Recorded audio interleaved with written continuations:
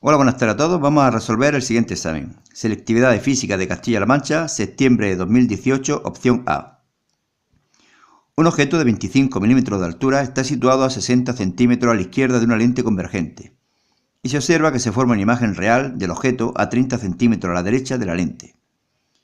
Supongamos que la luz se propaga de izquierda a derecha. Se pide, apartado A, calcular la distancia focal de la lente y su potencia en dioptrías. Apartado B, hacer un esquema de rayos donde se muestre la formación de dicha imagen. ¿Cuál es su orientación y cuál es su tamaño? Apartado C. Si en lugar de observar este objeto con una lente convergente se utilizara una lente divergente de la misma distancia focal, con el objeto situado en el mismo lugar y a la misma distancia de la lente, calcular dónde estaría situada la imagen y cuál sería su orientación y tamaño. Hacer un esquema de rayos.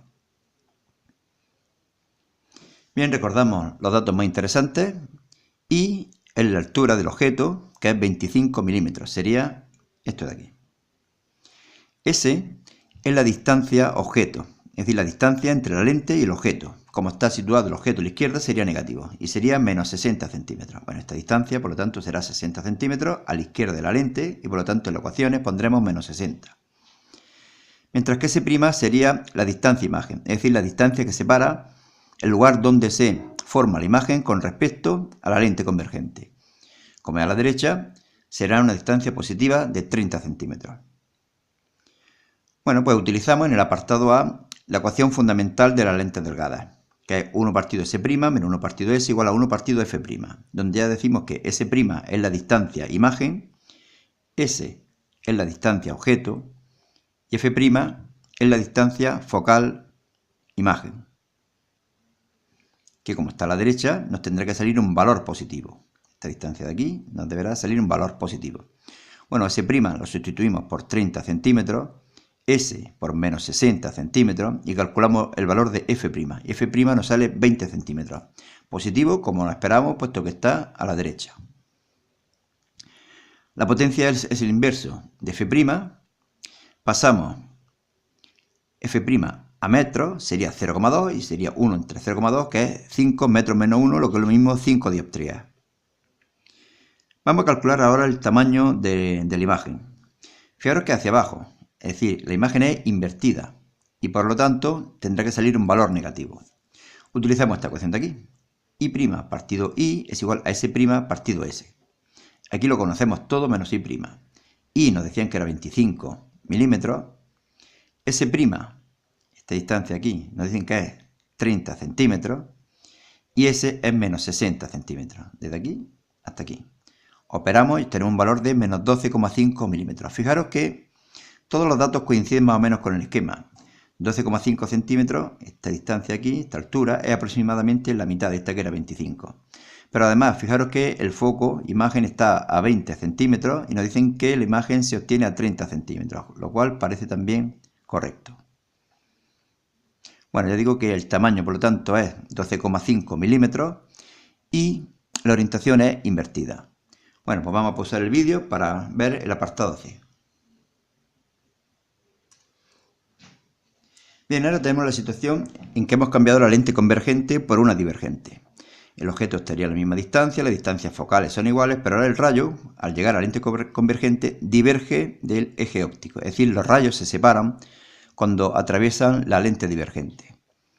Aplicamos de nuevo la ecuación de la lente delgada. 1 partido S' menos 1 partido S igual a 1 partido F'. Lo que no conocemos ahora es S', es decir, la distancia a la que se forma la imagen con respecto a la lente divergente. S sigue siendo menos 60. Y ahora F' sería 1 partido menos 20, puesto que ahora el foco, imagen, no está a la derecha, sino que estaría a la izquierda. Bueno, de aquí cogemos la calculadora, le damos las teclas, calculamos S' y nos sale menos 15 centímetros. Fijaros que si esto es menos 20, menos 15 sí es posible que esté aquí.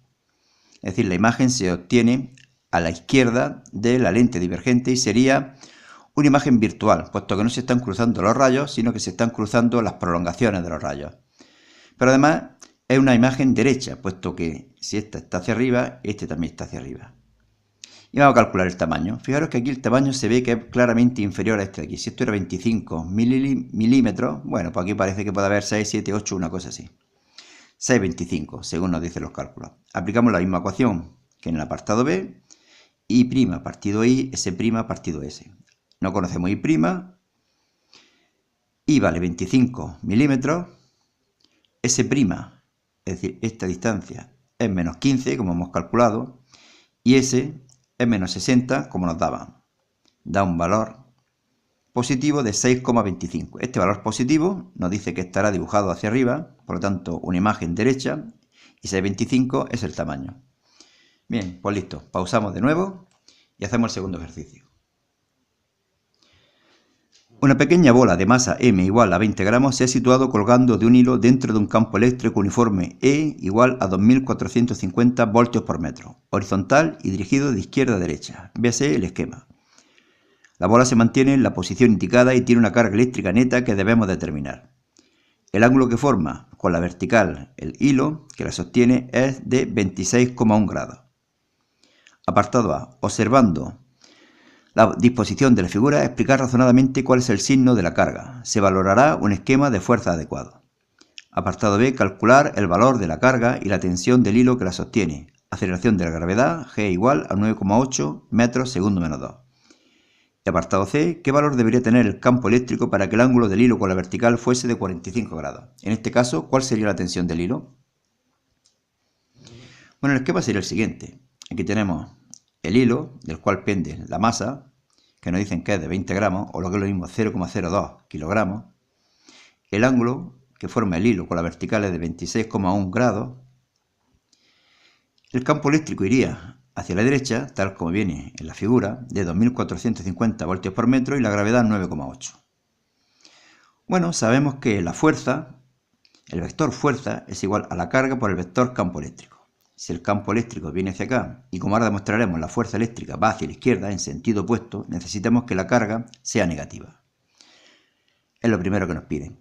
El esquema que nos piden también sería el siguiente. La tensión siempre va hacia el punto de donde cuelga la cuerda y la descomponemos en dos componentes. La tensión vertical, T sub I, y la horizontal, T sub X. Tendríamos el peso hacia abajo. T sub I y peso se contraponen y se contrarrestan anulándose, mientras que la fuerza eléctrica, que tiene que ir hacia la izquierda, contrarresta a T sub X, por lo tanto el cuerpo estaría inmóvil. Por eso es por lo que hemos dicho que la fuerza eléctrica debe ir hacia la izquierda. Y por eso hemos dicho que si el campo eléctrico va hacia la derecha, la carga Q debe tener un signo negativo. Bien, vamos a calcular el valor de la carga y la tensión del hilo. ¿Qué podemos igualar? La componente vertical de la tensión, T coseno de alfa, esta es T, esto de aquí valdría T coseno de alfa. Tiene que ser igual al peso, a la masa por gravedad. Aquí lo conocemos todo menos la tensión, que será igual a la masa, 0,02, por la gravedad, 9,8, dividido coseno de alfa, o coseno de phi, mejor dicho, coseno de 26,1. Calculamos y obtenemos un valor de 0,22 newton. Calculemos ahora el valor de la carga absoluta. T sub X debe ser igual a la fuerza eléctrica. T sub X será igual a T seno de phi. El valor absoluto de la carga no lo conocemos y el módulo del campo eléctrico sí lo conocemos y es 2450. Despejamos Q, valores, calculadora, y obtenemos un valor de 39,5 microcoulombios. El valor absoluto es 39,5 y por lo tanto la carga será menos 39,5 microcoulombios, puesto que ya habíamos resuelto que la carga es negativa. ¿Qué nos dicen ahora? Que cuál debe ser el valor del campo eléctrico para que el ángulo sea de 45 grados. Es decir, esto se agrande, la masa gire más hacia la izquierda y por lo tanto necesitaremos un campo eléctrico mayor. Fijaros que si aquí era 2450 nos tendrá que salir un campo eléctrico mayor que este número aquí. Nos ha salido 4958,7 y por lo tanto parece razonable el resultado. Aplicamos de nuevo las mismas ecuaciones. T coseno de 45 será igual a masa por gravedad. Y T seno de 45 será igual a la carga por el campo eléctrico. Es decir, las mismas ecuaciones de antes. Esta de aquí la volvemos a aplicar y esta de aquí la volvemos a aplicar. Solamente que el ángulo antes era 26,1 y ahora es 45 grados. De la primera, como antes, despejamos la tensión, que ahora evidentemente será algo mayor, y nos da 0,277 newton. Y de aquí despejamos el campo eléctrico, que también es algo mayor que antes y nos da un valor de 4958,7 voltios por metro. Bueno, un problema que quizás sea más de primero de bachillerato que de segundo de bachillerato. Mejor, ¿no? Voilà. Pauso y seguimos. Bueno, la tercera cuestión es bastante fácil y bastante corta. La leemos. Un satélite artificial se coloca en órbita circular de radio 2500 kilómetros alrededor del planeta Mercurio, invirtiendo 88 minutos y 26 segundos en describir una órbita completa. Calcular la masa de Mercurio. Constante de gravitación universal, G igual a 6,67 por 10 elevado a menos 11 newton metro cuadrado kilogramo menos 2. Nos dan el radio de la órbita, 2,5 por 10 elevado a 6 y el periodo. Bueno, sabemos que la velocidad, como la podemos considerar constante, sería igual al espacio partido tiempo. El espacio es una órbita, 2πr, siendo r el radio de la órbita, y t el tiempo, el periodo que tarda en dar una vuelta. También sabemos que la velocidad orbital es igual a raíz cuadrada de g por la masa del astro central, en este caso de Mercurio, dividido r, el radio de la órbita. Bueno, esta ecuación la podríamos haber deducido teniendo en cuenta que la fuerza centrípeta, mv cuadrado partido r, es igual a la fuerza de atracción gravitatoria, g por la masa del planeta, la masa del cuerpo, y dividido r cuadrado. Bueno, igualando ambas fuerzas nos da que la velocidad vale esto de aquí. Bueno, pues aquí lo conocemos todo, menos la masa de Mercurio. Conocemos, bueno, aquí lo que hago es elevar al cuadrado. 2 al cuadrado, que es 4. Bueno, fijaros que aquí se me ha olvidado, lo coloco un cuadrado.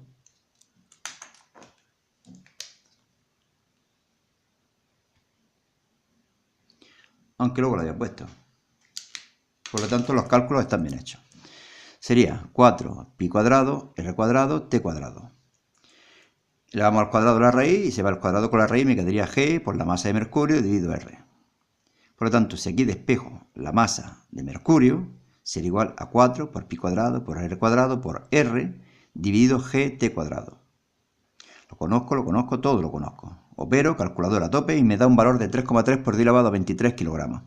Evidentemente estos problemas tienen una facilidad, una ventaja, y es que más o menos podemos saber cuál es la masa de un planeta. En este caso Mercurio, bueno, sabemos que es bastante más pequeño que la Tierra. La Tierra, recordad que tiene una masa de 6 por 10 elevado a 24 kilogramos. Y bueno, no es sorprendente que Mercurio tenga una masa de 3,3 por 10 elevado a 23 kilogramos.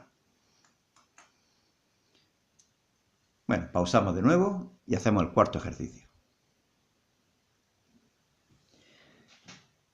Lo leemos. El nivel de intensidad sonora de la sirena de una fábrica registrado en un punto de las instalaciones es de 88 decibelios. ¿Qué nivel de intensidad sonora se registrará en ese mismo lugar si hubiera 4 sirenas iguales funcionando simultáneamente, todas ellas a la misma distancia? Referencia nivel de intensidad 10 elevado a menos 12 vatios metro cuadrado o metro elevado a menos 2.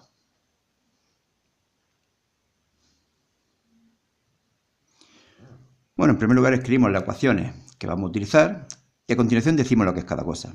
I es la intensidad del sonido en un punto. Este ahí. P es la potencia del foco emisor, que evidentemente es igual a energía partido tiempo. Y R es la distancia entre el foco y el punto considerado. Beta es el nivel de intensidad, que es lo que nos piden. E I sub 0 es la referencia de nivel que nos dicen que vale 10 elevado a menos 12 vatios metro menos 2.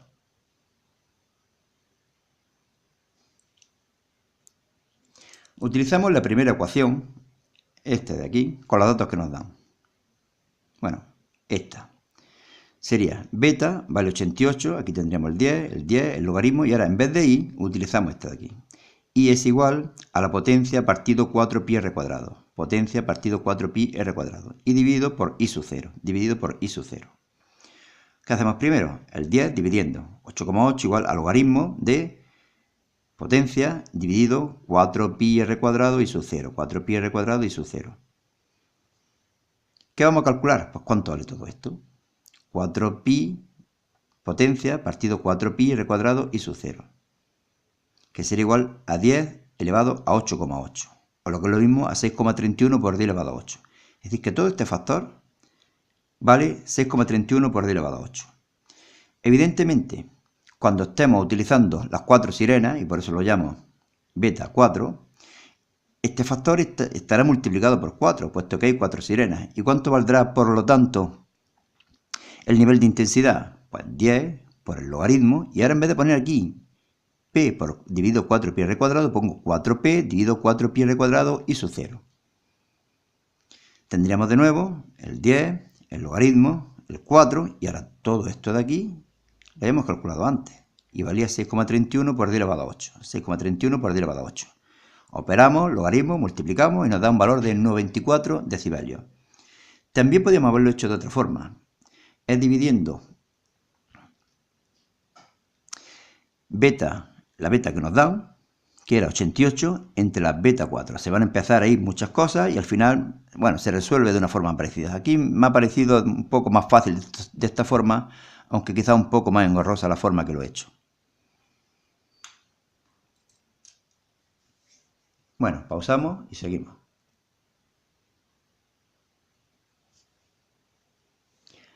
Leemos el quinto ejercicio. La energía cinética de un neutrón es 200 keV. Calcular su longitud de onda. Constante de Planck igual a 6,62 por 10 elevado a menos 34 julios por segundo. Masa del neutrón 1,649 por 10 elevado a menos 27 kilogramos. Equivalencia 1 kV igual a 1,602 por 10 elevado a menos 16 julios. Bueno, para calcular la longitud de onda asociada, en este caso al neutrón, utilizamos la siguiente ecuación. La longitud de onda es igual a la constante de Planck dividido por la masa de la partícula y su velocidad.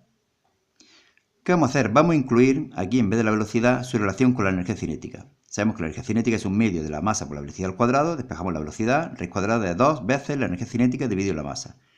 Por lo tanto, aquí donde está la v, podemos poner raíz cuadrada de 2 veces la energía cinética dividido la masa.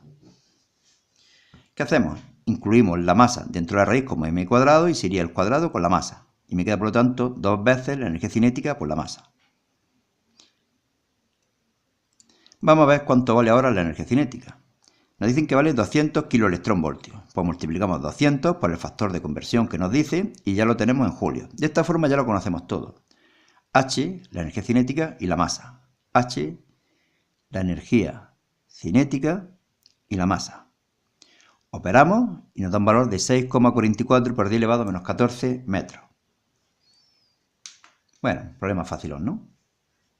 Pausamos y hacemos el último ejercicio. Bueno, este ejercicio es totalmente teórico, os lo leo y luego, si queréis, podéis pausar el vídeo para poder leer vosotros con detenimiento la respuesta. Un imán está encarado por su polo norte a una espira conductora. Bueno, como indico aquí en la figura, ¿no? Veamos las tres situaciones representadas en la figura 6A, 6B y 6C. En la figura 6A, el imán está en movimiento, es decir, este imán se está acercando a la espira.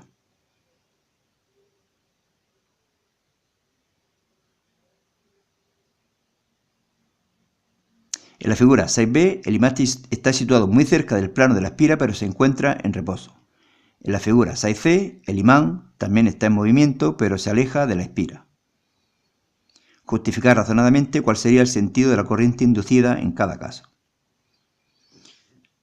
Bueno, en el esquema que he hecho debajo del enunciado, he rellenado el polo norte para que se vea que tapa a la espira y que por lo tanto se encuentra delante de la espira.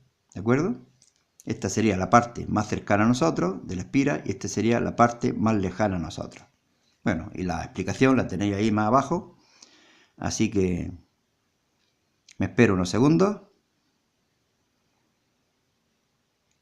y con esto terminaríamos el examen. Más adelante haremos la opción B. Pues nada, hasta luego.